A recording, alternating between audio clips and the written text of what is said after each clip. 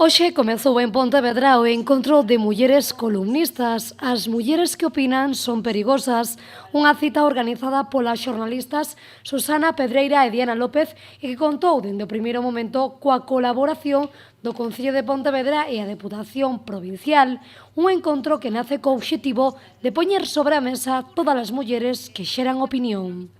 E nace porque en outubro se celebraba un congreso que tiña vocación de ser un congreso nacional, cando menos así se presentaba como León, capital do columnismo, e o cartel que sacaron era todo de homes. Entón hubo unha indignación lóxica entre compañeras de profesión e xente que non é da profesión, pero que entendía que iso non era normal no ano 2018, e entón ese rebumbio en redes, que agora a opinión nas redes ten moito peso, se motivou que sacaran un segundo cartel. Integraban algunha muller, 5 entre 25. De 25, 5 eran mulleres. Conseguimos que fose trending topic en Twitter un hashtag hai mujeres columnistas creando como un congreso paralelo, pero Diana López e eu entendimos que non tiña que quedar niso, que podíamos e debíamos pasar a acción, non solamente a indignación en redes, que é necesaria, que está ben e que seguiremos indignadas en Twitter, pero que tiñamos que pasar a acción e organizar algo.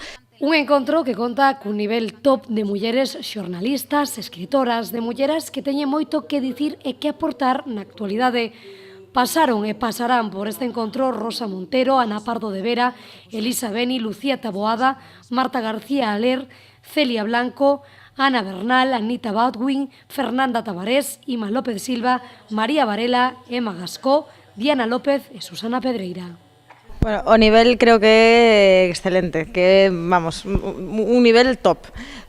Nos imos a topar, hai moita variedade en moitos sentidos, hai mulleres de diferentes edades, de diferentes xeneracións, hai mulleres que escriben en medios de comunicación pois, con unha línea editorial diferente, logo hai mulleres pois, que teñen posicións políticas tamén diferentes, non? Creo que é interesante, creo que non se nos vai poder tachar de sectarias ou de traer nada máis as mulleres cos que concordamos nós. Por eso, nese sentido tan amplio que vai haber un pouco de todo. Un encontro que conta ademais cunha temática moi variada e diversa para todos os gustos e para todas as cores. No que vai haber tanto mulleres que opinan sobre economía, que opinan sobre xusticia, ilustradoras, mulleres que opinan sobre sexo, mulleres que escriben na contraportada, mulleres que escriben en revistas masculinas. Vai haber, penso que para todos os gustos e para todos os colores. Un encontro do que aínda poderán desfrutar mañá dende as 10:30 da mañá ata as 2:30 da tarde e xa pola tarde de 5 a 9. No Teatro Principal, a entrada, xa o saben, é de balde, unha cita a que todos están convidados e que paga moito a pena coñecer. Eu convidaría a calquera, eu ainda que non fora xornalista estaría aquí, porque a oportunidade, como decía ela, de poder escoitar en persoa, incluso interactuar, porque pretendemos que despois das ponencias estrictas de cada un falando da súa experiencia se poida crear un coloquio coa xente do público. Eu non me perdería poder vir e coñecer as persoas que leo ou que escoito na radio ou que vexo na televisión, é unha oportunidade única. Ademais, imos falar de xornalismo, pero ao final o xornalismo é a vida, así que aquí imos falar da vida, imos reflexionar sobre 1000 cousas que estou segura a calquera lle preocupan a diario, así que todo o mundo está convidado.